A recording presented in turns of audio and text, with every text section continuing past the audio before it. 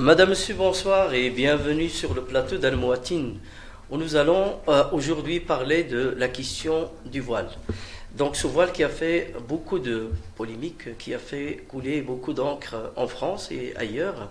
Et nous avons sur le plateau ce soir trois invités. Donc nous avons avec nous Mustafa Chraï, qui est président du collectif contre l'islamophobie en Belgique. Mustafa, bienvenue sur le plateau d'Al Mouatin encore une fois. Merci pour l'invitation.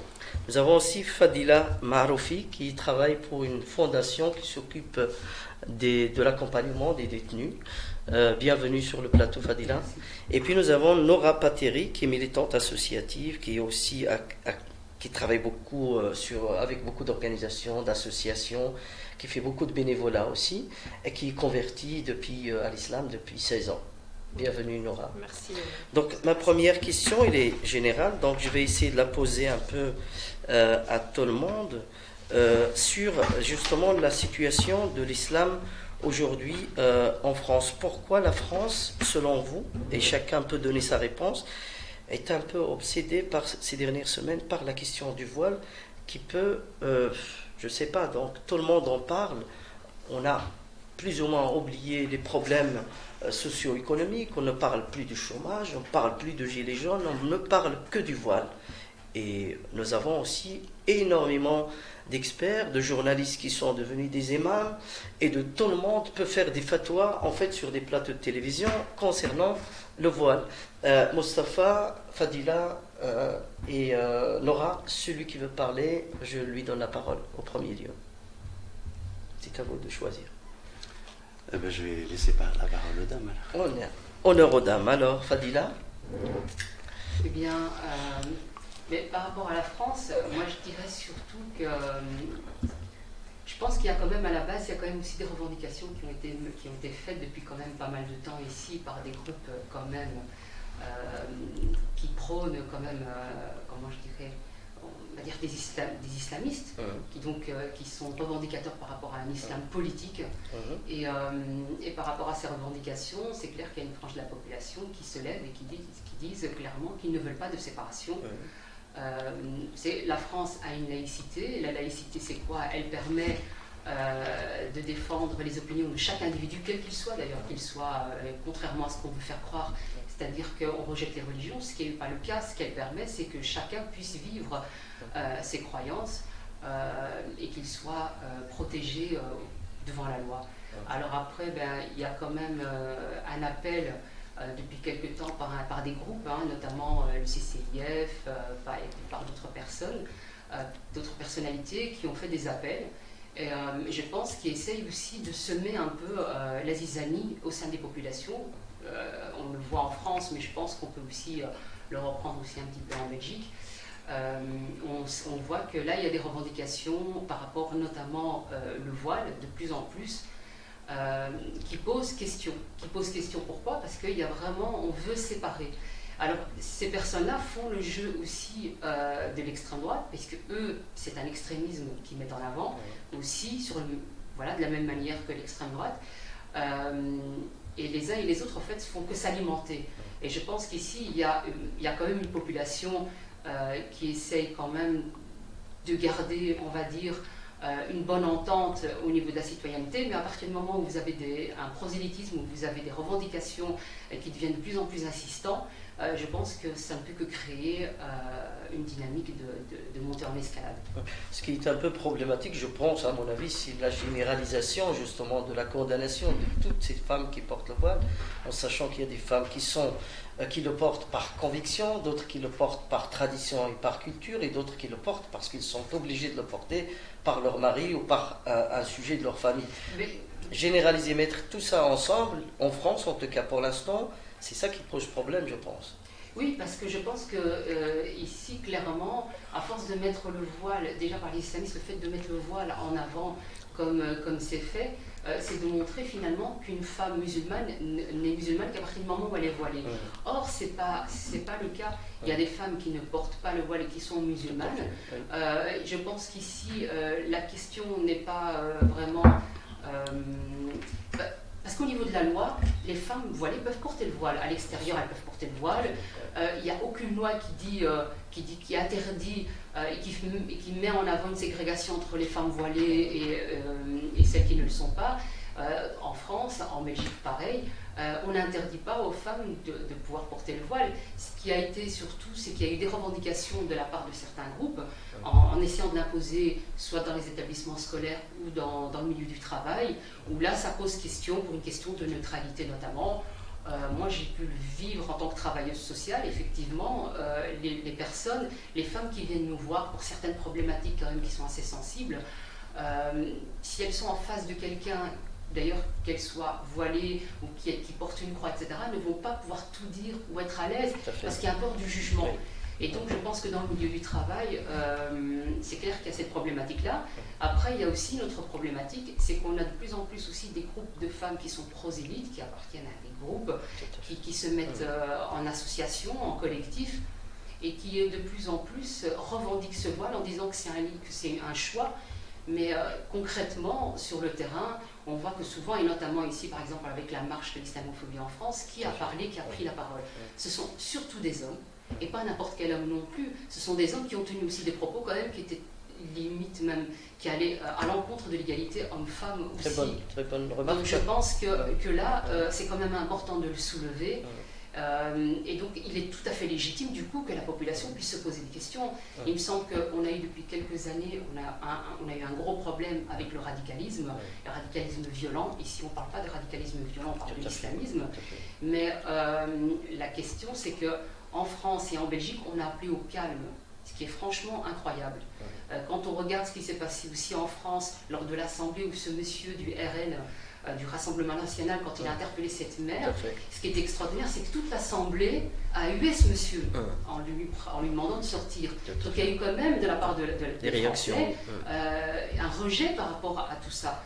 Donc je pense qu'il faut faire attention quand on dit en France il y a un problème avec le voile, etc. Parce que là on risque vraiment de créer une séparation qui risque de faire finalement, comme monter en escalade, créer de la violence.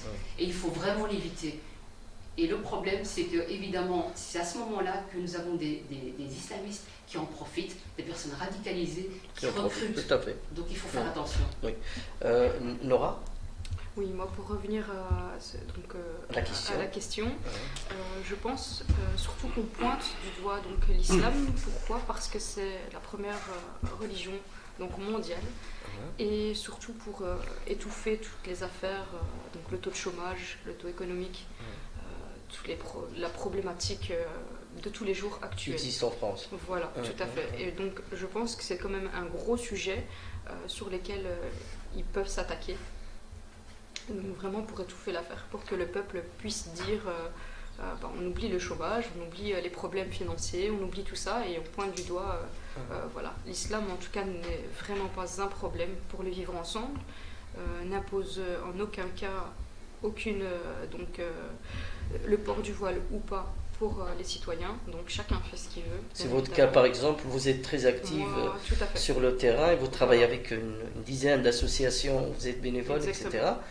Comment vous vivez justement, vous, en comparaison avec ce qui se passe actuellement, tous ces discours qui sont en train de faire le tour des plateaux de télévision? Est-ce que ça vous touche psychologiquement? Bien sûr, ça me touche personnellement parce que voilà, je porte le voile déjà depuis 16 ans. C'est le fruit d'un cheminement spirituel que j'ai pu avoir donc, dans mon adolescence.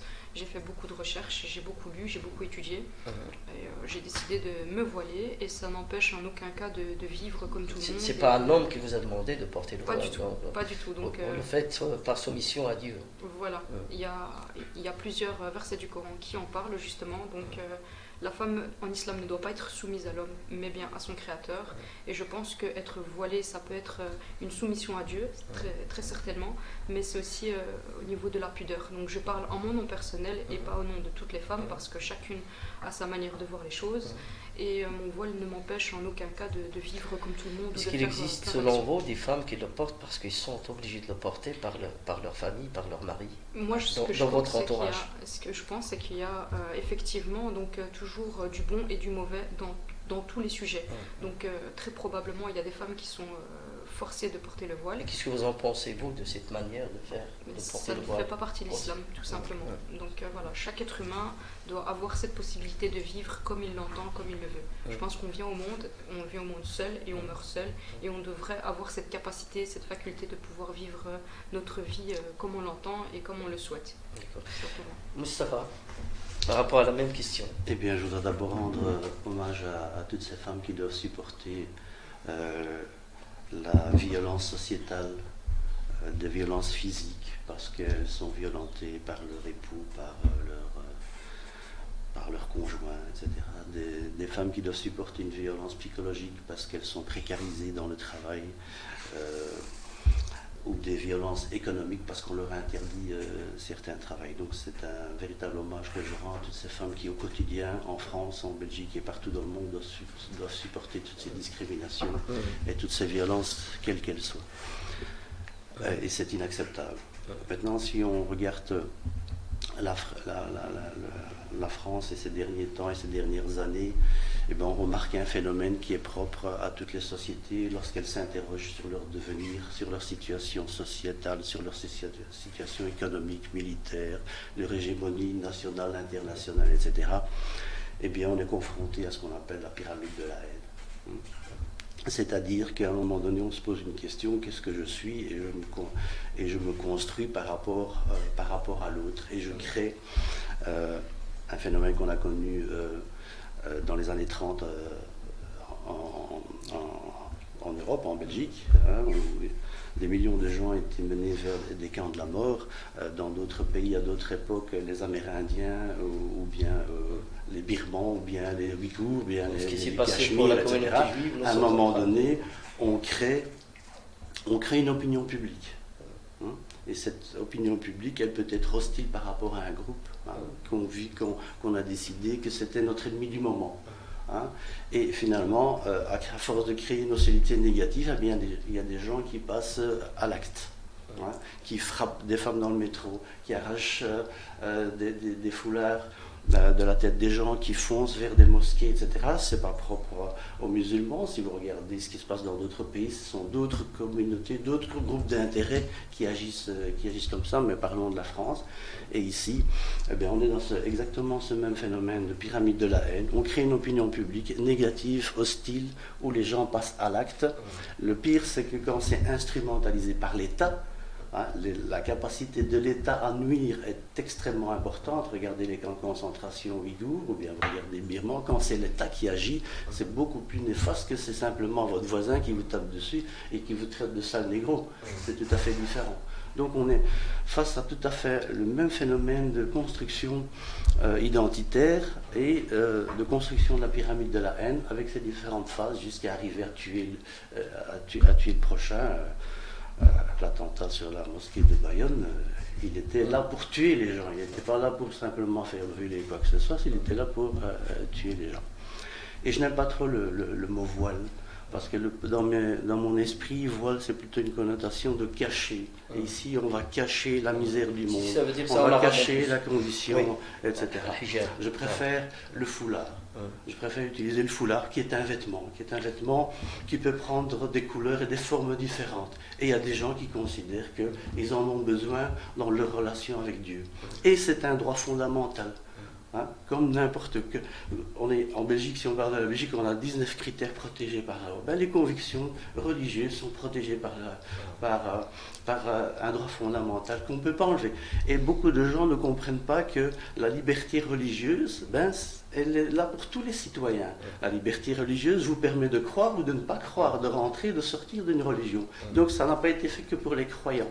Ça, c'est aussi important. Et ici, le problème, par exemple, par rapport en France et un peu aussi en Belgique, on cible vraiment l'islam politique. On parle de l'islam politique comme, en fait, quelque part, le problème majeur et principal. Et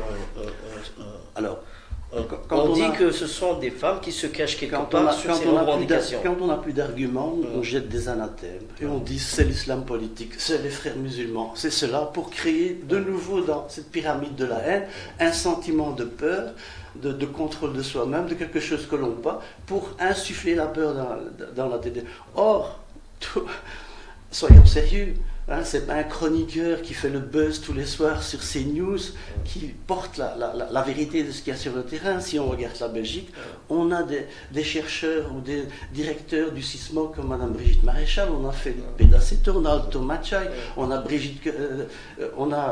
Corinne Torkens, on a l'OCAM, on a la Sûreté de l'État qui produit des rapports tous les ans pour dire il n'y a pas d'islam politique. C'est un fantasme que l'on crée quantitativement, il n'y a rien.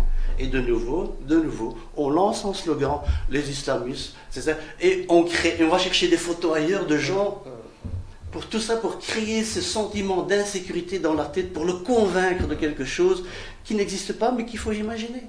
Vous avez peur de monter dans un avion, vous avez peur des souris, vous avez peur des cafards, moi j'ai peur de monter dans les ascenseurs. Donc c'est un problème construit. Et c'est ce qu'on appelle, beaucoup de sociologues ont appelé ça la construction du problème. C'est comment apporter un élément pour déstabiliser l'esprit de quelqu'un, pour créer une hostilité négative, pour que cette hostilité négative... Quel est l'objectif général de faire ce genre de choses? L'objectif général que je constate, c'est qu'aujourd'hui, c'est l'État, quand je parle de l'État, c'est les institutions, les partis politiques, les hommes politiques, les syndicats, certains syndicats, certaines administrations, etc., ne donnent pas une réponse à notre société qui est dans une injustice socio-économique extraordinaire. Hein? Donc on va l'occuper, on va la distraire par quelque chose. C'est comme les prestidigitateurs, pour réussir son coup, il vous fait voir autre chose, et il a réussi son coup. Tout à fait. Exactement. Je partage tout à fait le même avis. Fadila, vous venez de parler de l'islam politique. Mustafa vient de dire que l'islam politique, ça n'existe pas. Donc Mais ça n'existe tellement pas qu'on va dire alors que les attentats n'ont jamais existé non plus. Je veux dire, il y a un moment donné, il faut aussi arrêter, parce qu'à force... Est-ce qu'il y a un lien, que vous faites? Oui. Pendant des années, on a laissé des jeunes des quartiers dans l'abandon. On a laissé certaines personnes prêcher la haine dans certains lieux, dans des mosquées, etc. Ça, la Sûreté d'État en a fait des rapports. Ça a été réel. Il y a des gens qui sont partis en Syrie. Il y a des gens qui sont venus, des gens qui ont tué ici quand même. Il y a eu quand même les attentats de Malbé. Ils ont tué aussi bien des musulmans que des non-musulmans. Ces gens-là ne font pas la distinction, ils sont endoctrinés. Il y a eu des attentats en France, on ne peut pas le nier. Il y a eu on sait que dans des mosquées, il y a eu des prêches de haine. Donc ça c'est une réalité et on ne peut pas venir ensuite dire ça n'a pas existé. Là où je suis d'accord, c'est qu'effectivement il y a des problèmes au niveau sociétal, comme le disait madame, c'est-à-dire au niveau de l'emploi, au niveau aussi des discriminations par rapport aux femmes en règle générale, ça existe. Mais alors pourquoi est-ce que justement ces personnes qui se disent qui sont tellement affectées par ce qui arrive aux femmes, pourquoi est-ce que justement ils ne défendent pas ces femmes-là, ils ne font pas des appels pour que on puisse avoir une égalité des salaires, qu'on ne puisse pas venir aux femmes seules, avec enfants, etc. Il y a des choses qui peuvent être faites. Non, par contre, on revendique le voile. C'est comme si c'était la chose la plus importante. Moi, je pense que si aujourd'hui, il y a un problème par rapport au voile, c'est d'abord parce qu'il y a une revendication de l'islam politique qui existe, et on le voit auprès du CCIF ou d'autres organisations. Les personnes qui sont dans ces organisations, les personnes qui prêchent, ce n'est pas des gens qui prêchent n'importe quoi non plus. Ils prêchent quand même certains discours qui ont été problématiques par rapport aux femmes. On l'a vu notamment avec Abou Anas, on l'a vu aussi avec Rachid El Jaï, on l'a vu avec Majid Messaouden, etc. Donc il y a quand même des discours qui sont problématiques. Et je pense que ici, pour moi, l'importance à l'heure actuelle, c'est que si on veut éviter de monter en escalade dans la violence, c'est qu'il faut arriver à calmer les esprits. Et de quelle manière? Déjà, de pouvoir aussi nous-mêmes faire une espèce d'autocritique sur ce qui se passe au sein de la communauté. Il y a des problèmes. Moi, en tant que travailleuse sociale, je les ai vus, ces problèmes. Les femmes qui venaient me témoigner, les jeunes filles, moi-même j'ai été victime. Et monsieur dit oui, mais les femmes se font agresser. Mais n'importe quelle femme se fait agresser. Moi-même, si je vais dans le métro à une certaine heure, je me fais agresser. Parfois même en journée, on se fait insulter. Moi, je me suis déjà fait insulter parce que je ne portais pas le voile aussi. Je veux dire, c'est une réalité. Il y a des femmes qui me disent, dans certains quartiers qui me disent, moi je porte le voile parce que je sais que si je ne le porte pas, vu que j'ai divorcé, je me fais traiter de tous les noms d'oiseaux que je vais éviter de citer. Il y a quand même une réalité qui existe chez nous. Fadila, pour avoir... Oui. Juste pour rebondir aussi par rapport... Je vous en prie. Quand on fait aussi... on met à côté ce qui s'est passé dans les années 30 et par rapport aux juifs, il faut aussi quand même remettre un contexte, c'est qu'à cette époque-là, il y avait quand même des lois qui séparaient les juifs des non-juifs.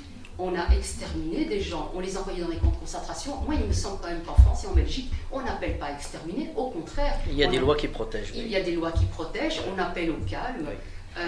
Nous avons des lois aussi qui protègent les femmes, quelles qu'elles soient d'ailleurs. Tout à fait. Voilà, qu'elles La soient, Constitution. les femmes, qu'elles soient voilées ou pas, s'il y a une discrimination, nous avons des lois pour les protéger. Nous pouvons aller en justice. On n'est pas dans un pays où il n'y a pas des règles, il n'y a pas des lois pour nous protéger. On a une égalité entre les hommes et les femmes, en tout cas dans le cadre juridique. Après, sur le terrain, rien n'empêche, moi je pense qu'une des solutions qu'il faudrait aussi amener, c'est l'éducation des garçons, tout simplement sur le respect de la femme.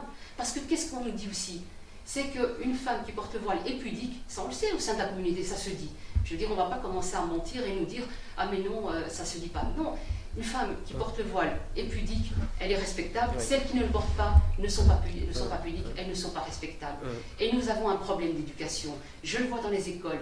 Il y a certaines écoles en Belgique qui ont accepté que des jeunes filles puissent porter le voile. Qu'est-ce qu'ils se sont rendus compte de quoi? C'est qu'après ça, les jeunes garçons agressaient des filles qui ne portaient pas le voile parce que justement disaient mais puisque tu ne portes pas le voile, alors c'est que tu mets à disposition ton corps. Ces écoles-là ont dû revenir en arrière en disant on ne peut pas faire il faut absolument arrêter ce phénomène. Donc ils ont décidé qu'on ne pouvait plus porter le voile dans ces écoles-là. C'est pas pour une question de discrimination ou de dire ah mais ces femmes elles ne peuvent pas porter le voile, voilà. Il n'est pas une question de choix ou pas de choix. C'est vraiment pour une question vraiment de violence vis-à-vis des femmes. Et pour arriver à avoir cette sérénité dont vous parlez et avoir un débat constructif avec ceux qui sont pour et ceux qui sont contre. À votre avis, comment expliquer, par exemple, à tout le monde qu'il est le danger, comme vous dites, par exemple, de l'islam politique, mais en même temps de respecter ceux qui n'ont rien à voir avec l'islam politique, qui sont aussi parfois même une majorité absolue. Mais de toute façon, moi ce que je constate, c'est que dans les médias, on donne beaucoup de voix et on permet beaucoup à des personnes qui prônent l'islam politique. On leur donne la parole. On ne donne pas assez aux femmes et aux hommes musulmans qui surtout ne le les sont femmes, pas. pour la question du voile, on ne les voit pas beaucoup. Peu importe, je veux dire qu'elles soient voilées ou pas voilées, on ne donne pas assez la parole aux personnes qui vivent leur religiosité au quotidien, en paix avec elles-mêmes, en paix avec la société. Je pense qu'il y a vraiment des questions qui sont beaucoup plus importantes. Si on a laissé à un moment donné toutes ces questions justement sur le radicalisme de côté, on s'est réveillé avec une douche froide, on a eu des jeunes qui sont partis. Je pense aussi à ces familles de tous ces jeunes qui sont partis, mais à toutes ces victimes. Et maintenant, tout d'un coup, tout est redescendu et les islamistes en profitent pour revenir en force et c'est eux qu'on entend. Moi, j'aimerais bien qu'on entende surtout des chercheurs compétents qui puissent vraiment parler de ces problèmes. Et en même temps, les personnes, les femmes et les hommes qui vivent leur foi, ils ne demandent rien en réalité. C'est qui revendique? Ce sont des islamistes, ce sont des gens qui veulent absolument que l'islam soit politisé. Pour moi, voilà. Nora, dans votre entourage, votre travail de tous les jours, et je sais que vous travaillez avec beaucoup de femmes voilées, je le précise, ces femmes sont des femmes qui travaillent, qui occupent des postes au sein des établissements, qui ont leurs propres entreprises, etc. Les réduire seulement à ce problème de voile, ça vous fait quoi? Et ça fait quoi aussi? Parce qu'on veut savoir que pensent réellement ces femmes-là. Ce sont des femmes, beaucoup de femmes avec lesquelles vous travaillez quand même. Tout à fait. Donc ce que j'en pense pour ma part, en tout cas, je trouve que c'est vraiment ridicule. Je ne parlerai pas d'islam politique parce que pour moi l'islam n'est pas une politique, mais plutôt voilà, la paix et la soumission à Dieu.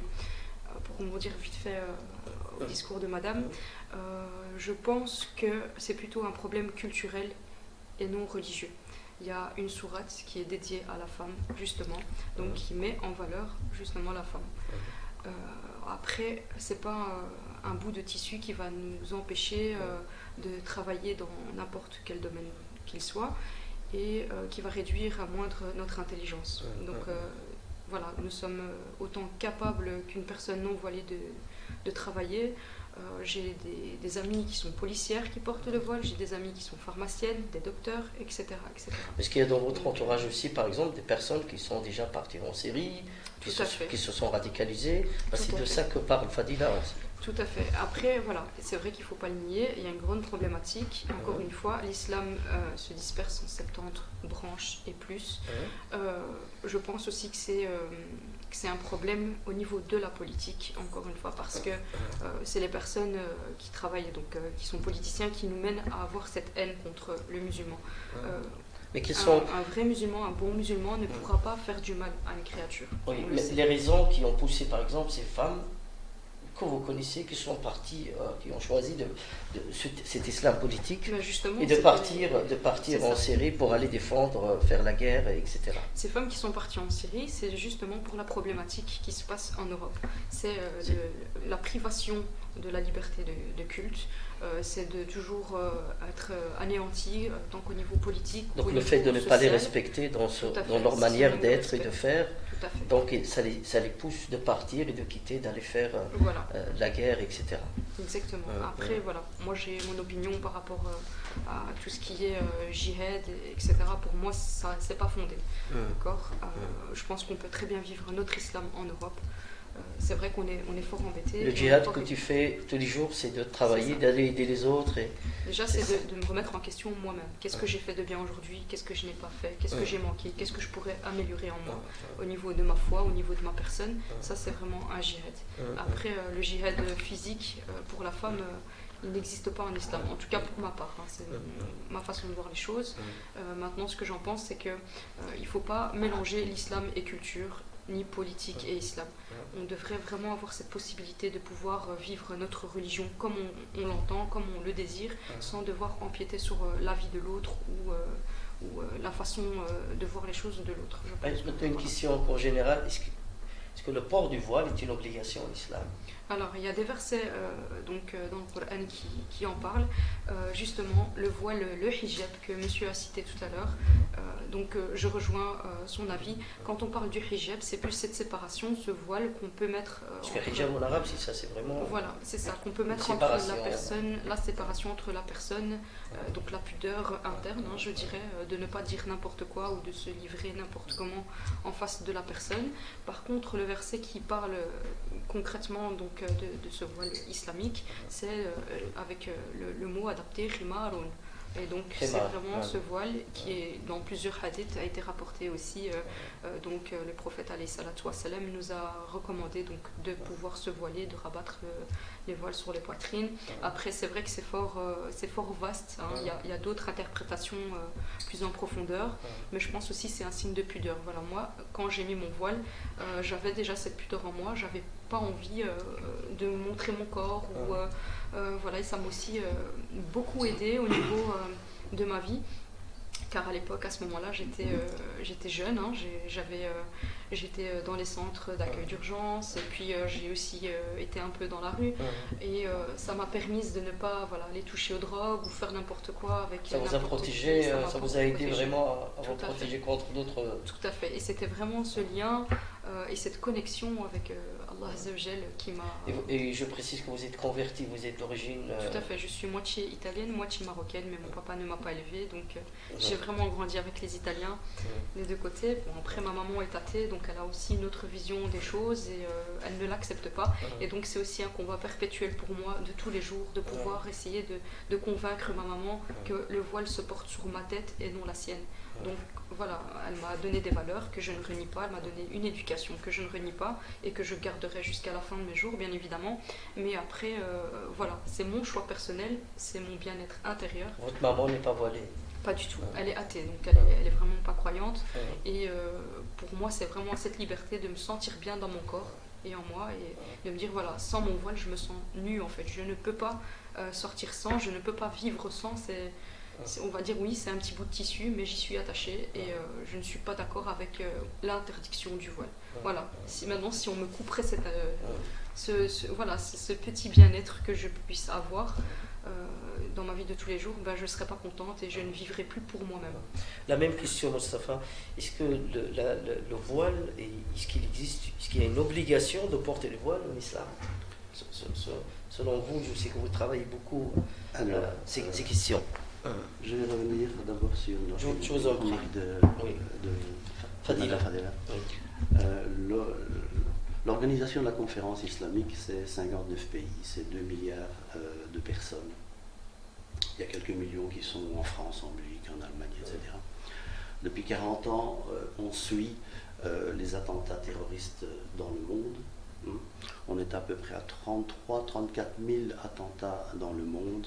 90% sont des victimes sont des musulmans, et ça fait quand même quelques millions de personnes. Et Dieu merci qu'on a voté des lois pour qu'on n'arrive pas à des génocides dans ce pays. On n'a pas voté ces lois dans d'autres pays, mais Dieu merci, après le désastre de ce qui s'est passé dans les années 45, Dieu merci, on a voté des lois pour protéger les gens plus efficacement. Donc là, on peut se réjouir. Et dans la pyramide de la haine, au plus vite vous agissez sur les rumeurs, les préjugés, au plus vite vous allez savoir contrôler le fait qu'on ne passe pas à l'étape supérieure, qui est la discrimination, qui est la violence, qui est les génocides. Ça, c'est très important. J'ai 60 ans, et j'entends islam politique, mais jamais quelqu'un n'est venu me dire qu'est-ce que c'est que l'islam politique dans un contexte franco-français ou belgo-belge ou européen. Tout ce que je sais, c'est que c'est de nouveau une déshumanisation d'individus, hommes, femmes, qui sont des musulmans, qui veulent être citoyens, qui veulent agir sur la société, et dès qu'ils font ce pas-là, ils veulent faire de l'islam politique. Pour ce qui est des convictions religieuses, le meilleur facteur d'intégration, et je le soutiens depuis des années, c'est quand tu réclames tes droits. Et c'est mon droit. La conviction religieuse est un droit. Et ce que dit la Cour de justice européenne, ce que dit la Cour européenne des droits de l'homme par rapport à ta question, est considéré comme religieux ce que la personne considère comme religieux. Donc si la personne considère que pour elle c'est un signe religieux de mettre un foulard, c'est son droit. Toutes les conventions signées par la Belgique ou par la France, internationales, nationales, européennes, appuient ce droit. Maintenant, vous avez souligné des radicaux. Des radicaux, il y en a partout, dans toutes les idéologies, dans toutes les régions. Et là, on a une espèce de guerre qui s'est créée entre des radicaux d'une position idéologique par rapport à une autre position idéologique, et c'est la masse qui est prise en otage. Et ça, c'est inacceptable. D'un détail de quelques individus, on parle de Daesh, on parle des attentats, etc. Ça représente 40 000 personnes, d'après toutes les estimations, tous les spécialistes. Et d'un autre côté, il y a 7 milliards de personnes. Il y a 2 milliards de personnes, et c'est 40 000 personnes dont on va mettre le focus, et on va dire que c'est le danger. Et pour l'instant, on est occupé à faire des négociations à notre insu pour résoudre ce problème facilement, et on va renvoyer ces terroristes dans leur pays d'origine, comme on fait après chaque guerre. Après chaque guerre, tous les prisonniers sont renvoyés chez eux, et on signe un document comme quoi c'est la paix. Surtout quand on apprend que ces terroristes ont été payés par certains pays pour pouvoir devenir, entre guillemets, terroristes, et à la base qui n'ont rien dans l'islam, qui n'ont aucune culture ni science islamique. Donc on voit bien que c'est un parti qui rejette la balle vers l'autre, et les terroristes vont dire « Ah, mais c'est eux qui nous ont attaqués en premier, donc nous on fait que répondre », et les politiciens, c'est vice-versa. Et il se fait aussi que je suis musulman, donc j'ai aussi mon avis sur l'orthopraxie des musulmans. Le fait qu'il y ait des choses inscrites dans le Coran ou pas inscrites dans le Coran n'est qu'une source. On a une autre source qui sont les hadiths du prophète, on a une autre source qui sont l'analogie. Dans notre religion, la drogue est interdite, mais ce n'est pas dans le Coran, ce n'est pas dans le hadith, c'est par analogie qu'on a décidé les effets néfastes de la drogue sont terribles pour l'esprit et le corps d'un individu, etc. Et puis il y a le consensus, etc. C'est pas parce que comment on fait les ablutions, c'est dans le Coran? Non, hein. Comment est-ce qu'on fait la circoncision? Comment on fait le lavage du mortier? Même les prières. Donc, des gens, comme tu as dit tout à l'heure, des chroniqueurs s'inventent imam et foncent dans l'imam. Alors que pour un seul terme dans le Coran, il faut l'équivalent d'une bibliothèque d'Alexandrie pour expliquer ce que c'est. Et là, en 2 secondes, j'ai lu le Coran, j'ai lu une phrase, je sais tout. C'est pas dans le Coran, donc non, c'est pas ça. Si vous ne respectez pas cette orthopraxie, si vous ne respectez pas cette façon de créer cette orthopraxie ou cette école juridique, etc., vous pouvez, c'est votre droit. Depuis 14 siècles, on critique l'islam. Et les premiers à critiquer sont les musulmans. Mais ne dites pas ça c'est pas islamique ou ça c'est islamique. Si vous n'êtes pas d'accord avec cette religion, ben, vous en créez une autre, comme beaucoup de gens ont fait. Il y a plein de religions qui naissent et qui disparaissent tous les jours. Okay, donc cette fixation de dire c'est dans le Coran ou c'est pas dans le Coran est un faux débat, et en plus il est exercé par des gens qui s'improvisent. On parle de la séparation de l'Église et de l'État. On n'a jamais eu une intervention aussi incroyable d'hommes politiques qui agissent dans la sphère de la religion. L'inverse pas. L'inverse pas. Pour changer une loi en Belgique, vous avez déjà vu l'effort à faire pour changer une loi ou pour déposer une loi, et vous pensez qu'on va changer des lois comme ça, juste parce qu'on pense que l'islam politique c'est ça ou c'est ça. Il faut arrêter de se foutre de la tête des gens alors. Fadila, vous avez quelque chose à dire par rapport à... Oui, moi je pense que c'est pas venu non plus, c'est pas venu nulle part. Il y a eu quand même des chercheurs qui se sont justement concentrés sur des travaux par rapport à tout ce qui est radicalisation et des jeunes qui sont partis, etc. Donc il faut prendre quand même ça au sérieux. Voilà. Donc il y a eu quand même pas mal de jeunes en Belgique. On est un petit pays par rapport à d'autres pays, mais on en a quand même proportionnellement pas mal qui sont partis.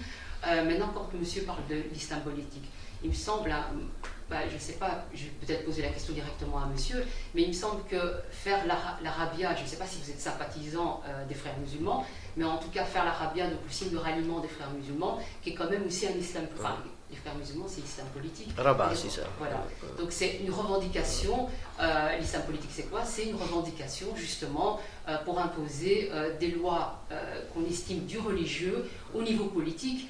Et ce qui est ici, justement, pour le vivre ensemble, on va dire, nous avons des lois qui nous permettent à tout le monde de pouvoir vivre ensemble. Encore une fois, il n'est pas interdit aux personnes de pratiquer sa religion. Il n'a jamais été question d'interdire qui que ce soit. Il n'a jamais été interdit, qui que ce soit, d'interdire le port du voile des femmes dans les rues ou chez elles. Donc, dire que nous avons des lois, nous avons la haine qui est prônée, honnêtement, moi, je n'ai pas entendu la haine qui est prônée par des hommes ou des femmes politiques, en tout cas démocratiques. Il y en a dans l'extrême droite, ça c'est certain. Le racisme existe partout. Même chez nous, on peut dire qu'il peut y avoir aussi du racisme, je veux dire, dans tous les peuples. Et donc, mais nier en même temps quand même qu'il y a un islam politique. Mais on le voit, je veux dire, la manifestation, c'est quoi si ce n'est pas un islam politique? Mais la question de Rabat. Allez, c'est honteux de dire ça. Cette nuit-là, l'armée militaire égyptienne a massacré presque 4000 personnes en moins de 24 heures parce qu'ils revendiquaient sur une place qui s'appelait Rabat. Ça, c'est honteux. Et c'est de nouveau un argument qu'on balance. Le syndicat. On m'a volé une photo sur Facebook parce que j'étais comme ça avec mes 4 garçons. Je mariais mon 4e fils. Et on était tous comme ça pour dire c'est le 4e qui se marie. Et on te crée toute une histoire. Et on veut me dire c'est honteux. 4000 personnes ont été assassinées lâchement par l'armée militaire de Sissi pour mettre fin à une contestation purement civile sur une place qui s'appelait 4. Ça c'est honteux, c'est honteux. Je suis désolée, mais ça a des conséquences, ce genre de d'attitude. Et donc quand on est une personnalité qui défend quand même, quand on est dans le CCIB, qu'on défend quand même justement, qu'on se dit défendre les musulmans, pour moi il est très important de faire attention à ce qu'on dit, à ce qu'on fait, et de quelle manière. Et quand on dit ben, c'est quelque chose de privé, non, Facebook, il est public, ça se voit, il est public. Donc à ce moment-là, moi, ce qui me préoccupe le plus, ce sont ces jeunes qui sont dans les rues, ce sont ces femmes, ce sont ces garçons à qui on ne s'occupe pas suffisamment. Ils ont des problèmes. Moi, je suis au quotidien avec eux. J'essaie de les aider au mieux par rapport aux difficultés. Je vois certaines choses qui sont vécues au sein des familles. Je vois aussi, j'ai fait un travail en master en anthropologie, justement sur des lieux, que ce soit mosquées, que ce soit des centres de beauté, etc. J'ai entendu les discours qui sont là. C'est plus culturel dans ce cas. Non, c'est pas que culturel. Il faut voir aussi les livres, les ouvrages qu'on distribue. On distribue quand même des ouvrages salafistes.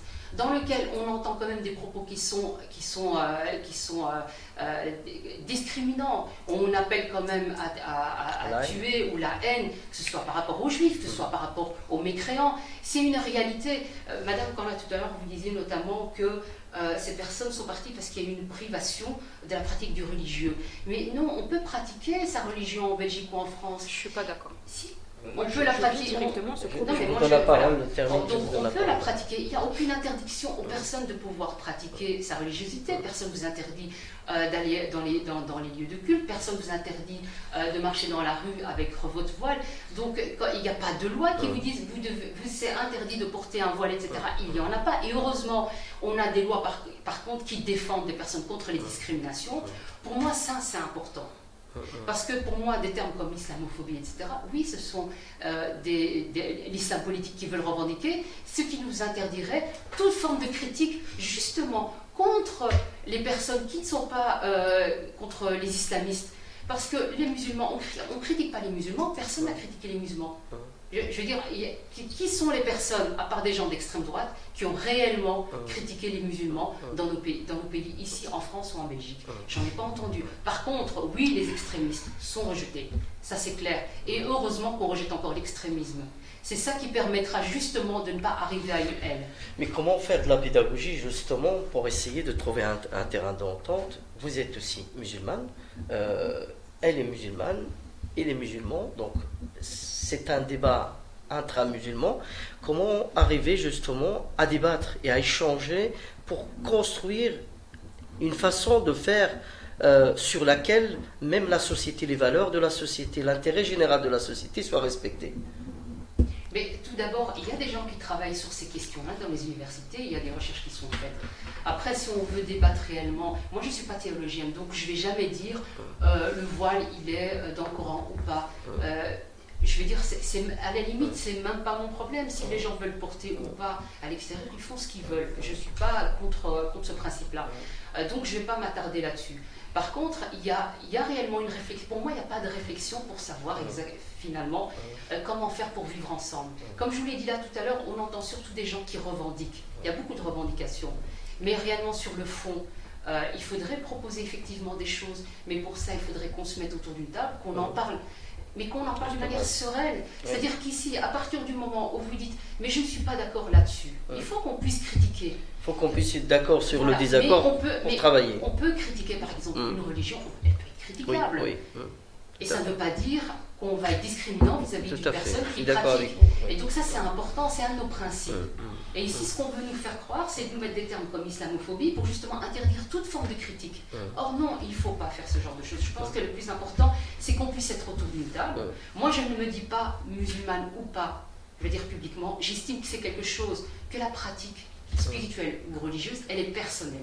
Je ne vais jamais revendiquer. J'ai une famille, je suis issue d'une famille musulmane, j'ai dans ma famille des personnes qui sont pratiquantes, etc. Et chacun est libre de pouvoir les exposer ou pas, mais moi je ne le ferai pas. Moi, quand je travaille avec des jeunes, avec des femmes, ça m'est complètement égal qu'elles soient voilées ou pas. Leur religion, qu'elle le soit ou pas, ça m'est complètement égal. Moi, pour moi, l'important, c'est de pouvoir les accompagner dans un bien-être, qu'elles puissent sortir finalement, s'épanouir et sortir de leurs conditions. Et pour moi, c'est là-dessus qu'il faut qu'il y ait un travail véritable à faire. C'est-à-dire qu'avec les familles, il faut faire un travail d'émancipation, mais il faut faire un travail aussi pour les aider à sortir de la précarité, aider les jeunes avec des projets pédagogiques qui les permettent aussi de se sentir bien en tant qu'hommes et femmes. Là, tout à l'heure, par exemple, je disais l'éducation des garçons. Mais c'est quelque chose qui est primordial et on ne le fait pas suffisamment. Pouvoir dire à un garçon qu'il faut qu'il respecte une femme, quelle qu'il soit d'ailleurs, que ce soit même au sein de la communauté ou pas, ce n'est pas une question de communauté. Mais chez nous, de ce que j'ai pu observer et de ce qu'on peut voir quand même dans certains quartiers, il faut que nous puissions agir. J'en ai discuté avec des femmes, dans des associations de femmes, où j'ai eu énormément, enfin, la majorité de femmes d'origine maghrébine et musulmane. Quand j'en parlais avec elles, elles étaient tout à fait d'accord en disant, je leur disais, mais vous savez, vous voulez qu'on respecte vos filles, mais éduquez vos garçons. C'est vous les mamans, il faut en tant que parents éduquer vos garçons à respecter pas seulement que sa sœur, à respecter aussi la fille de la voisine. Parce qu'elle, son fils, elle va devoir lui dire la même chose par rapport. et elles l'entendent. On vient de me signaler qu'on a encore 3 minutes, donc un dernier mot pour chacun. Mustapha, dernier mot. L'affaire du voile en France, 2004, les premiers attentats, 10 ans plus tard. Je ne vois pas pourquoi chaque fois qu'on parle du voile, on parle des attentats. On est contre les restrictions des droits des gens, mais à côté de ça, on invente ou on crée des nouvelles valeurs, qui sont le droit des animaux. On supprime l'abattage rituel. L'égalité femmes-hommes, quand je vois tout le mouvement féministe qui explose à cause que c'est toujours pas d'actualité, que c'est toujours pas fait, et bien là, les droits de l'homme, les droits femmes-hommes, on vise le fou là. Okay, on va commencer à parler de la circoncision, bientôt, les droits de l'enfant. Déjà au cours du Parlement européen. Okay. Donc ça, c'est très important. Et encore une fois, je ne sais pas pourquoi, chaque fois qu'on parle d'islamophobie, on parle du droit de critiquer une religion. L'islamophobie est un racisme, une xénophobie, une exclusion, et qui n'a rien à voir avec la religion, ça a à voir avec les individus. Okay. Critiquer la religion, ça a toujours été fait. Et il y a depuis 5000 ans pour les juifs, depuis 2000 ans pour les chrétiens, et depuis 1400 ans pour les musulmans, et maintenant, tous ensemble, ils continuent à critiquer la religion. Et c'est un bienfait, parce que ça permet, par notre liberté de conscience, d'accepter certaines choses ou de refuser certaines choses. Être musulman, excusez-moi, mais ce n'est pas une race. Donc ici, il y a des lois qui défendent quand même, il y a contre les discriminations déjà par rapport aux musulmans. Je ne vois pas pourquoi alors dans ces conditions on veut créer le terme islamophobie. Je vous renvoie au rapport de Ounia en 2008. C'est dans le rapport d'activité. Vous travaillez avec Ounia? Je travaille avec Ounia. Exactement. Un dernier mot. Un dernier mot, donc c'est toujours le voile islamique qui dérange, mais le voile chrétien, le voile orthodoxe, le voile juif ne dérange pas. Bizarrement, pourtant c'est la même chose. C'est la même manière de le porter aussi, plus ou moins, si ce n'est qu'un niveau de tissu en plus. Moi personnellement, en ayant porté le voile, oui, on m'a empêché de pouvoir aller étudier avec mon voile. On m'a obligé à l'enlever pour pouvoir avoir cette possibilité d'étudier et de suivre mes cours tranquillement. Donc oui, on est touché indirectement, toujours on va dire en dessous de la table, comme on ne nous empêche pas d'aller à la mosquée, bien sûr, mais nos imams sont payés par l'État et n'ont pas la liberté de prêcher ce qu'ils veulent, ce qu'ils désirent. Bien évidemment, il y en a qui ont un niveau de science qui manque, un niveau d'études manquantes, donc qui disent aussi n'importe quoi au niveau de l'islam, mais voilà, on nous empêche quand même de vivre à 100% notre religion. C'est vrai que quand on est chez nous, on a le droit ou pas de vivre notre religion tranquillement, mais une fois qu'on sort, là il y a des choses qui dérangent donc pour l'État. Donc indirectement on est touché, oui. Et à qui se plaindre dans ce cas, c'est ça la question, à qui s'en plaindre et comment faire pour vivre ensemble et accepter le collectif contre l'islamophobie. Tout à fait. Fadila, un dernier mot. Moi, je pense qu'il faut commencer vraiment à essayer d'un peu, comment je veux dire, arriver à un peu calmer les choses. Oui, et il faut faire vraiment très très attention. Parce que comme je vous le disais, nous avons les deux extrêmes des deux côtés. On ne peut pas le nier et dire qu'il n'y a pas d'islam radical, il n'y a pas d'islamiste, etc. C'est faux et il faut arrêter. Il y a des chercheurs qui le disent. On ne va pas remettre des gens qui travaillent sur ces questions-là dans nos universités en disant vos recherches finalement ne sont pas sérieuses. Il y a même des États musulmans maintenant qui luttent contre l'islam politique, contre les Émirats Arabes Unis, mais etc. Ça se passe aussi dans le Maghreb. Tout à fait. Les attentats, il y a sûr, eu quand même aussi pas de nombreux. On a vu avec l'Algérie, au Maroc ça a été pareil. Après, c'est vrai que quand on parlait là tout à l'heure, il y a l'interprétation aussi qui sont faites par les hommes du religieux. C'est-à-dire que chez nous, les savants, chez les musulmans, les savants sont essentiellement des hommes, donc l'interprétation qu'ils en font, que ce soit par rapport aussi au voile, le contenu en règle générale, ce sont des hommes.